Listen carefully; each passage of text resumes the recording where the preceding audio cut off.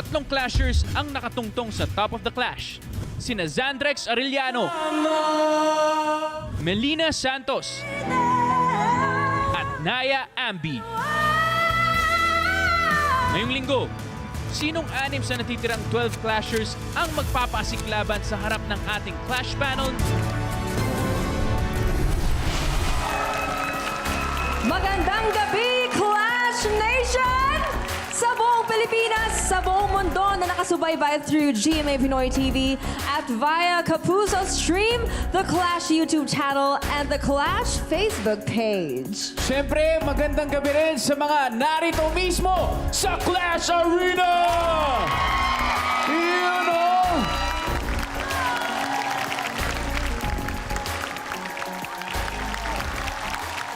Simulan na natin ang bakbakan ngayong gabi. Nakaabang na ang remaining Clashers kung sino-sino ang lalabas sa ating randomizer. Clashers, once your name is called, please step into the circle of Clash.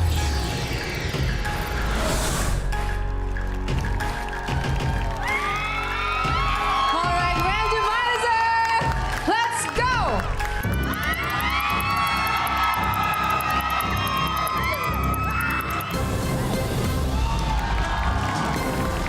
Tao Castro, ikaw ang unang tinawag na randomizer. Please take one spot.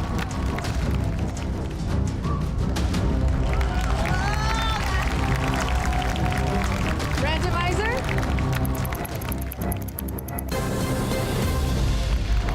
Vin Rivas! Pwesto ka na!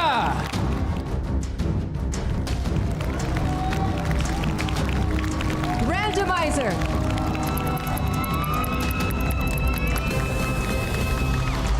Rian Robosa, ready to battle. Randomizer, go! RJ Bacalso! Pupwesto ka na! We have 2 spots left. Randomizer. Avrina Lucas.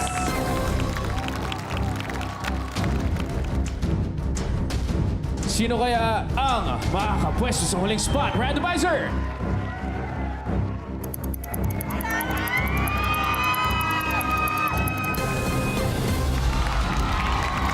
Tiny Deluxe.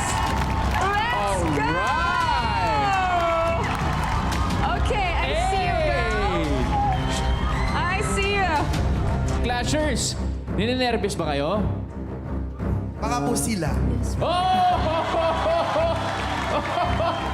Okay, that's very, very good. Kasi magagamit na yung nervyos nyo na yan next week. What? Yes, What? dahil ang mga hindi ko tinawag ang siyang maglalaban-laban tonight.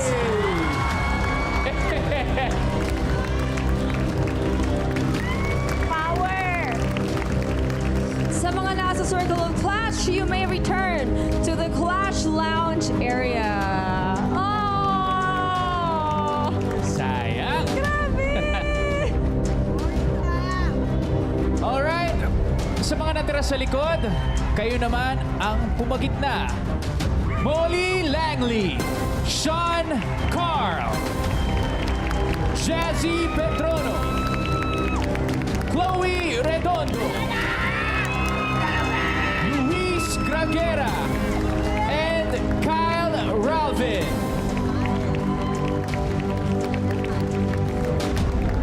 Mula sa inyong anim, pipili ang Circle of Clash ng isang clasher na unang lalaban ngayong gabi. Kung sino yan, alamin na natin!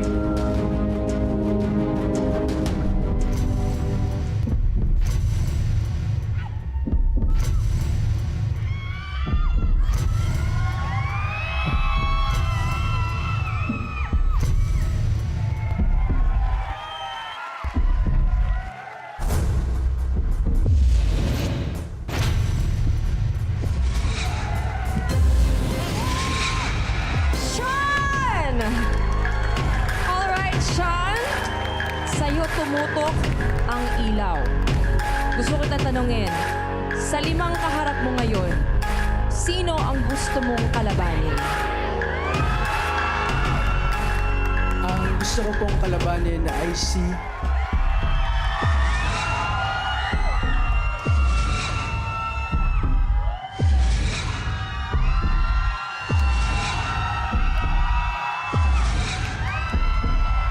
Jassy. Jazzy! All right, the both of you, please step forward. Ngayon naman, Jazzy, ikaw naman ang magdidesisyon kung sino sa inyong dalawa ang mauuna. Siya po. Alright. All right. Ito ang round 1, 1-on-1. Sean Carl versus Jazzy. Let the clash begin! Graduate ako sa Binild noong 2022 and nag-work and nag-resign tapos ngayon naghanap ulit ako ng trabaho. Puro rejected lahat ng mga na-applyan ko. Ang bukod tanging positive lang sa email na natanggap ko yung callback ko dito sa The Clash. Ang big dream ko po talaga is gusto kong mag-perform sa harap ng maraming tao. Hindi lang basta pagkanta. Ang mami ko po yung pinaka-importanteng tao po sa buhay ko. Magmula bata po kasi talagang siya lang po yung kasama ko. Mami Kay, mahal na mahal ko. I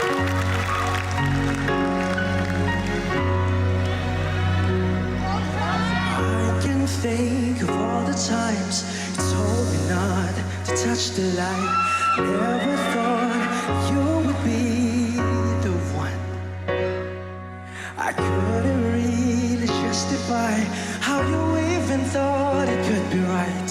'Cause everything we cherish is gone.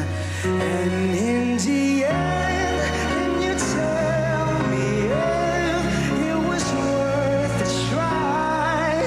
So I can decide.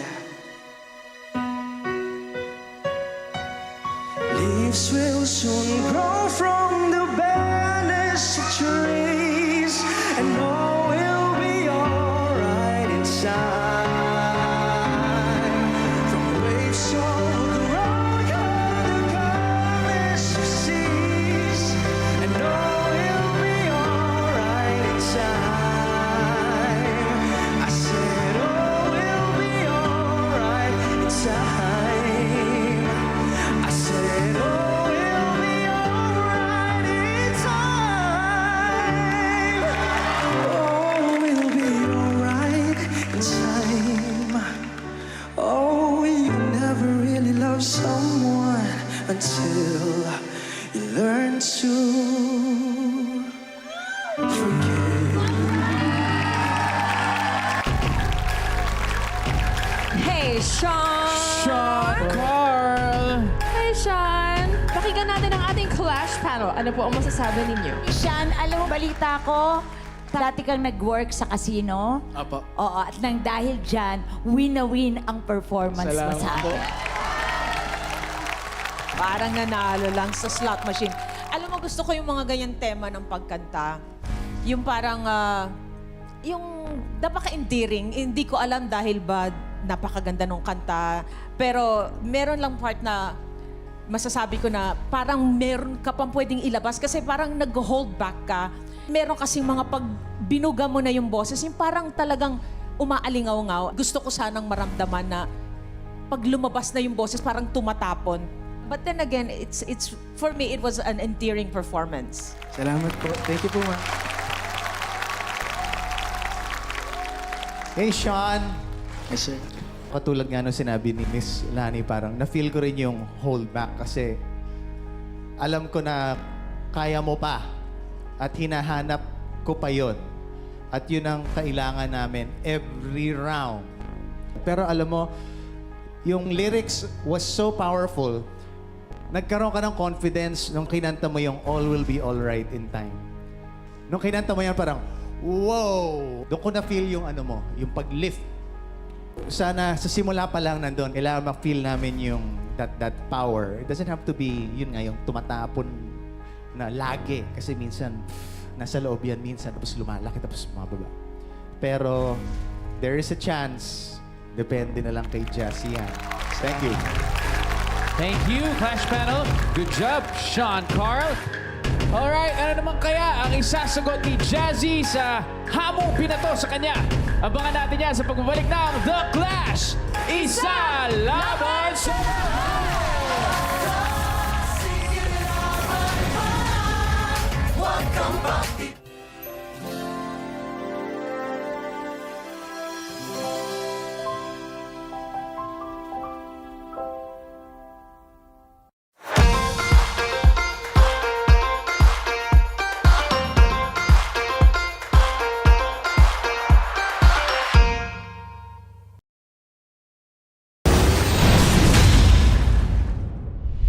Hi Clash Nation! My name is Sean Carl Caleja, 25 years old from Makati City. Gumraduate ako sa Binild noong 2022 and nag-work and nag-resign tapos ngayon naghanap ulit ako ng trabaho. Pero talagang recently, puro rejection yung natatanggap ko. Ang bukod tanging positive lang sa email na natanggap ko ay yung callback ko dito sa The Clash. Ang big dream ko po talaga is gusto kong mag-perform. Actually, gusto kong mag-perform sa harap ng maraming tao. Hindi lang basta pagkanta. Gusto ko po talaga yung nakaka-touch ng tao. Kasi po ako personally, ganun po yung ginagawa ko sa mga kaibigan ko. Talagang kapag down sila, andyan ako para sa kanila nang walang kapalit. And gusto ko rin pong gawin sa pamamaraan na gusto ko po yung ginagawa ko and naihahayag ko po yung talento ko po. Gusto ko pong i-infuse po yun na makapag-cheer up po ng tao, makapagbigay ng inspiration po sa tao and at the same time, sa pamamagitan po ng pagkanta. Ang mami ko po yung pinaka-importanteng tao po sa buhay ko. And magmula bata po kasi talagang siya lang po yung kasama ko. Broken family po kasi. So, yung mami ko lang po yung nagpalaki sa akin for 17 years. Then, nakilala ko po yung dad ko ng 17 years. And, syempre, nung nakilala ko po yung dad ko, tinulungan po nila ako na makapag-aral rin po. Nagbibigay rin po sila. Pero, importante po sa akin si mami dahil po magmula bata. Naalala ko, kinakwentuhan niya po ako ng talagang ultimo lamok. Ayaw niya akong pakagat dahil ayaw niya pong makita na puro mga pasa yung mga hita, binti. Sobrang thankful po ako sa nanay ko po. Mami Kay, so para sa itong laban na to, alam kong hindi naging madali yung mga pinagdaanan natin dalawa. And lalo ka na, pero andyan ka pa rin para sumuporta. And gusto kong ipaalam sa'yo na mahal na mahal kita. Hindi man ako expressive sa social media or pag magkasama tayo, pero gusto ko sabihin sa'yo na ikaw ang buhay ko, mami. So, and mahal na mahal kita. Lahat ng gagawin ko dito ay para sa'yo. And one day, when the time is right, lahat ng mga finest things in life, I will give it to you, mami. Very nice. Can you chest this rather than head? Okay po. I-chest mo na ito lahat. Okay chest po, tone. sige po. Wag mo nang wag ka na mag-shift. Kaya? Opo, sige po. Actually, yung leaves dito, that has to be, kined voice mo dyan eh. Opo, sige po ma'am. I-chest ka na lang din. Chest mo na lang lahat. Okay po, sige po. Asa pa? Okay po. Nice, Thank you po, ma'am. nice. Grabe, naramdaman ko yung emotion mo. How did you feel? Ano po, sobrang gaan. Chest na lahat, ha? Yes po, ma'am. Oo, ganda ng chest voice mo. Huwag ka mag-shift. Opo. Okay na yan. What triggers you? Iba kasi yung may potential. Ba't ka tanong ng tanong? Better man. What do you mean by that? Nag-uusapan natin yung mga bagay na maaaring mga triggers sa inyo.